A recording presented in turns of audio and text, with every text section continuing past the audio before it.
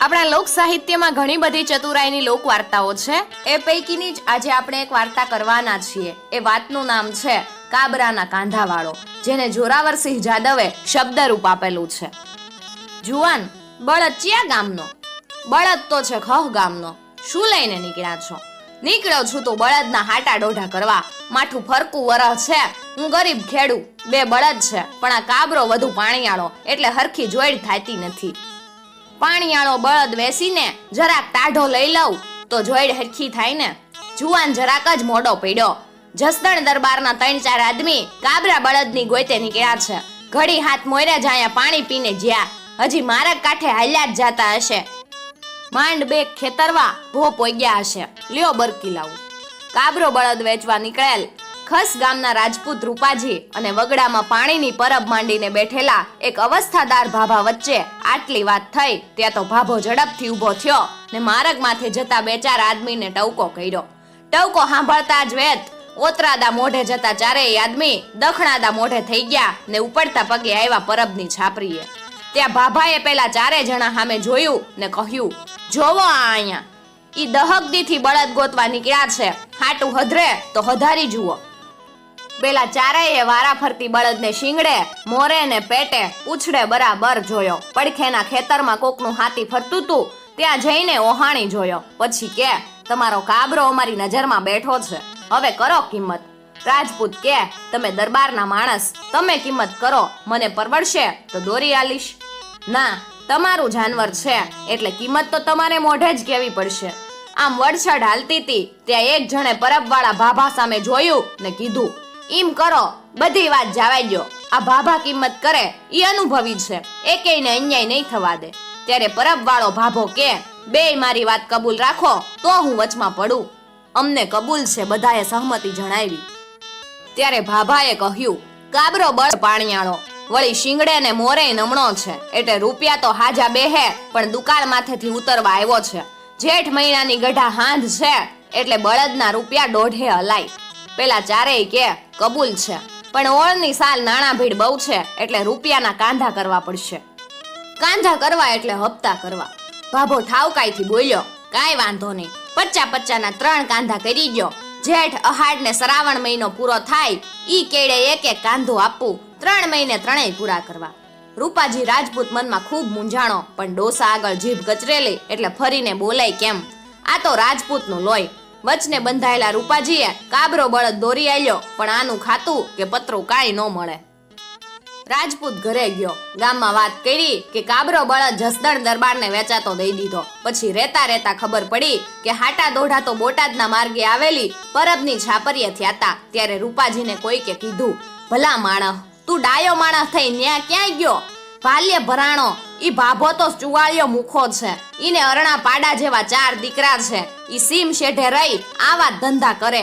આછી પાતળી ખેડ હતી ઈ દુકાળમાં ભાંગી જઈતી, પછી વગડામાં પરબ નાખીને પડ્યો રહે છે. કોઈ નીકળે તો ડોહો પૂછે, ક્યાં જાવ છો, શીત જાવ છો, ક્યારે પાછા વળશો? પછી 4 દીકરાને ભેગા કરીને બધું લૂંટી લે.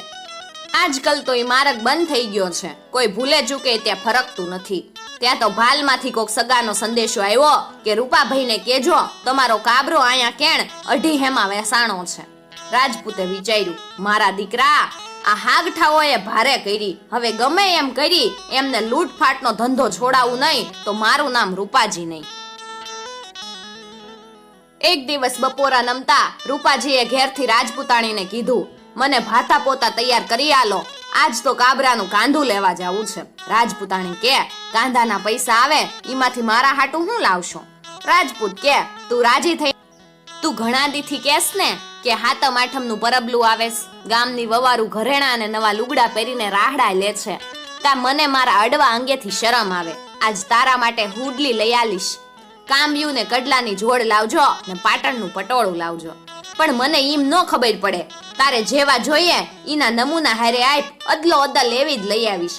રાજપૂતાણીએ તો પડોશીના જોડ ઘરેણા ને લુગડા માગી આણ્યા ને રૂપાજીને દીધા. રૂપાજી બસકો બાંધીને રૂજ્યું ફૂટ્યું ટાણે હાલી નીકળ્યા. ભાભો ને એના 4 છોકરા ભાતું છોડીને વાળું કરવા બેઠેલા. એવામાં છાપરીને નાકે અજાણી સ્ત્રી આવીને મોકળે ઠણકલે રોવા માંડી. વાળુના કોળિયા પડતા મેલી ભાભો ને ચારેય છોકરા બહાર આવ્યા ને પૂછ્યું, તમારે શાના દુઃખ છે? રોવો છો શું લેવા? જે હોય ઈ મોકળા મને કહી દો ને જટ. ત્યારે મોટો ઠૂઠવો મૂકીને મોઢું ઢાકેલી બાઈ કે, આ દુનિયામાં મારું દુઃખ ભાંગે એવો કોઈ નથી. હું બેલા ગામની છું.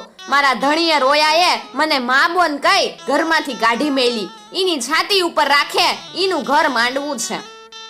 મને કોઈ હંઘરે ને એના ઘરમાં બેહારે ઈનું મોઢું જોવું, ત્યાં સુધી બીજાનું મોઢું નહીં જોવાનું મારે નિયમ છે.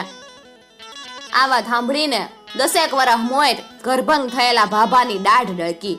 એટલે ભાભાએ ચારેય છોકરા સામું જોયું ને કીધું, બેટા તમારે ચારેયને ઘરે વવારું છે. તમે રાજી થઈને કયો તો તમારી માસી આણું. દીકરા કે, બાપા ઈ થીરવડું બીજું હું? બાઈ કે, તો તમારું ઘર માંડું. આ તો ઘર ઘણું કહેવાય. 5 નાતીલા જોહે, નાળિયેર ને સુંદડી જોહે, કાંક ઘરેણું ગાંઠું જોહે. 4 ગામનું પાણી લાવી ઈના સોખા રાંધીને 4 નવાલા જમાડો ત્યારે ઘર માંડ્યું ગણાય. ભાભો કે, ઓ તારીની, આ તો તે નાતમાં નવો રિવાજ કાઢ્યો. છોકરા કે, કાંઈ નહીં, અમે બેઠા છીએ કેવા. અબ ઘડીએ 4 ગામના કુવાના પાણી હાજર કરી દઈ. ગામમાં જઈને લુગડા લત્તા ને ઘરેણું લઈ આવી. બાપને ઘરઘાવાની હોશમાં ચારેય ઉપડ્યા ઝપટ મોઢ. ઘડી હાથ થઈ ત્યારે ભાભા બોલ્યા, અહીંયા આપણે બે જ છીએ, હવે મોઢું બતાડો. ત્યાં તો માથેથી ઓઢણું આઘું કરતાક ને રૂપાજી રાજપૂતે ભાભા પાસે પડેલી કુંડળિયાળી ડાંગ ઉપાડી ને ભાભાને મંડ્યો જુડવા. ખેડૂ જેમ પોક જુડે એમ જ. પછી કે, આ તારો બાપ કાબરાના કાંધા વાળો, એમ કઈ ફળ દેતો ડાંગનો ઘોદો માર્યો. ભાભો ગલોટિયા ખાવા ને રાયડું નાખવા મંડ્યો. એ બાપા મારશો નહીં, તમે કયો ઈ આલુ. જે કાંઈ લૂંટનો માલ હંગર્યો હોય ઈ કાઢી આલ. ભાભાએ છાપરીના છેડે હાથે ગભો ઊંડી ખોદીને ઘરેણાને રૂપિયા કાઢી આપ્યા. રાજપૂતા બધું લઈને નીકળ્યો ને કીધું, હવે બીજું કાંધું લેવા 15 દીમાં આવું છું. રેવું હોય ઈમ રેજે. રૂપાજીએ તો ઘરે આવી રાજપૂતાણીને ઘરેણે મઢી દીધી. અહીં ચારેય દીકરા પાણી ચોખા ચૂંદડીને ઘરેણા લઈને આવ્યા. ત્યાં તો ભાભા છાપરીના ખૂણે પડ્યા બોકાહા નાખે. દીકરાઓને જોઈને ડોસાના મોઢામાંથી તૂટક વેણ નીકળ્યા. મારો દીકરો કાબરાના કાંધા વાળો હતો. મારીને મારા હાડકાની કાછીલ્યું કરી નાખી. પાછો કેતો ગયો છે કે 15 દી કેડે બીજું કાંધું લેવા આવું છું. અવસ્થાદાર શરીર ઉપર ડાંગુના ઘા પડેલા એટલે ભાભો તો રાયડું પાડે ને કાળા બોકાહા નાખે. છોકરાઓએ ભાભાના ડીલે હળદર ઊની કરીને ચોપડી. ઘર ઘણાનું નાળિયેર લાવેલા ઈ વધેરીને પાણી પાયું. પછી છોકરા કે, આ ફેરા છેતરાવું નથી હો. ઈ કાબરાના કાંધા વાળો આવે તો ઠાર મારવો છે. મારીને રહી જેટલા કટકા કરી નાખવા, તોય દાજ નહીં ઓલાય. એમ કરતા 10 દિવસ થયા. ત્યાં છાપરી આગળથી એક ટપ્પો નીકળ્યો. ટપ્પા વાળો ટપ્પો ઉભો રાખીને નીચે પાણી પીવા ઉતર્યો. પાણી પીને એક લોટકો પાણી ટપ્પાના પૈડા ઉપર રેડ્યું. ત્યારે ભાભાના છોકરે પૂછ્યું, ટપ્પો કેણી કોઈ? ડાક્ટર સાહેબને લઈને બોટાદ જાવું છે, ત્યાં વિઝિટે જવાનું છે. છોકરા કે, મારા બાપા બહુ માંદા છે, નો તપાસતા જાવ? માથેથી હેઠ આઘી પાછી હલાવતા ડોક્ટર બોલ્યા, મારે મોડું થાય છે, પેશન્ટ સિરિયસ છે, વળતા તપાસતો જઈશ. પેલો છોકરો હાથ જોડીને બોલ્યો, બાપા તમે જે કહેશો ઈ ફી આલીશ, પણ મારા બાપાને તપાસીને જાવ ને.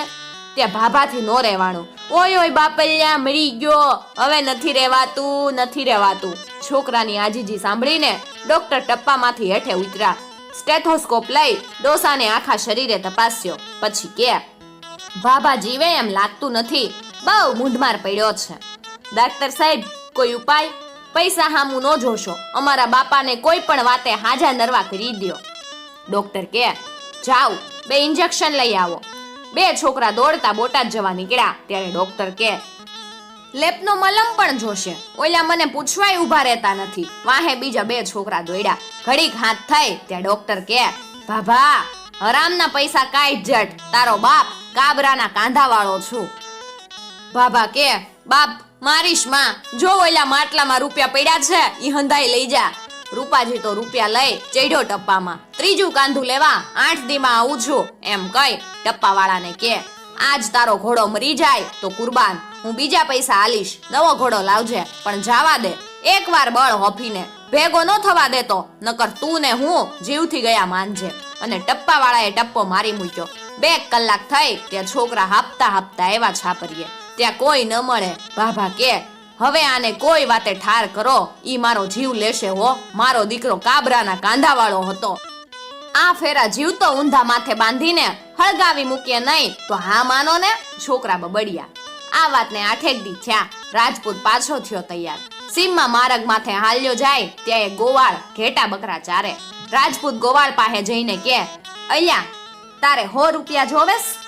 આલો ને ભાઈ, તમારા જેવા તો ભગવાન નહીં, પણ તારે કામ કરવાનું. એક શું બતાડો, 1000 કામ કરી દઉં. જો તારે બોલવાનું નથી કે બાજવાનું નથી. ઓલી પાણીની પરબવાળી ઝૂંપડી છે ને, ત્યાં જઈને એટલું જ કહેવાનું કે આ તારો બાપ કાબરાના કાંધ. એટલું કઈ ભાગવા માંડજે, પણ બહુ દોડીશ નહીં. છોકરા વાહે પડે તો ખેતરવાનું છેટું ભાંગવા ન દઈશ, અને ઘાયે નો સડતો નીકળ ઠાર મારી નાખશે.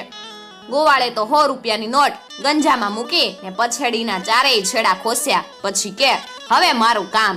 ગોવાળ છાપરી પાસે ગયો ને કે, એ આ તારો બાપ કાબરાના કાંધાવાળો. આ સાંભળતા વેત જ ચારેય છોકરા ડાંગુ લઈને ગોવાળની વાહે પડ્યા. મોર ગોવાળ ને વાહે ભાભાના ચારેય છોકરા. ભાભો વિચાર કરે, આજ તો હરામીનું મોત આવ્યું છે, હમણે મારા છોકરા પાડી દેહે. ત્યાં તો ભાભાના ડેબામાં ફળ ડાંગ પડી. એ ઈ નહીં, પણ આ તારો બાપ કાબરાના કાંધાવાળો હાસો ઝટકાઈ જે હોય.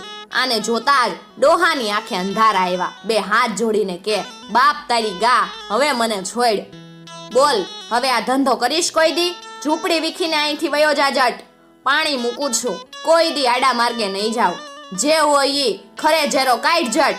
ડોસાએ 15-20 રૂપિયાનું પરચુરણ હતું ઈ ધરી દીધું એટલે રાજપૂત લઈને વેતો થઈ ગયો. પછી ચારેય દીકરા થાકીને ઝૂંપડીએ પાછા આવ્યા. ડોસાની હાલત જોઈને ચારેય પોખ મૂકીને રોયા. પછી છાપરીનો સામાન હંકેલી ઘર ભેગા થઈ ગયા. આજની ઘડી ને કાલનો દી. રાજપૂત ઘરે ગયો ને ખાધું પીધું ને રાજ કર્યું. મિત્રો, આવી જ બીજી લોક વાર્તાઓ સાંભળવા માટે ચેનલને જરૂરથી સબસ્ક્રાઇબ કરી અને સાથે આપેલું બેલ આઇકોન પ્રેસ કરજો, જેથી આવનાર નવા વિડીયોઝની નોટિફિકેશન સૌથી પહેલા તમે મેળવી શકો.